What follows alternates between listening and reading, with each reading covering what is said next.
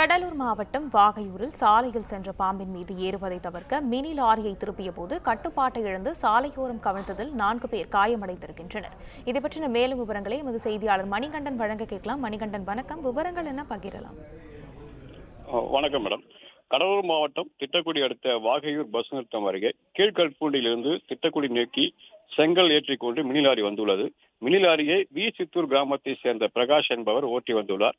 அவருடன் செங்கல் மீது அமர்ந்து அனிதா, லட்சுமி, ரேவதி, தயாளம்மாள் ஆகிய 4 பேரும் அமர்ந்து வந்துள்ளனர்.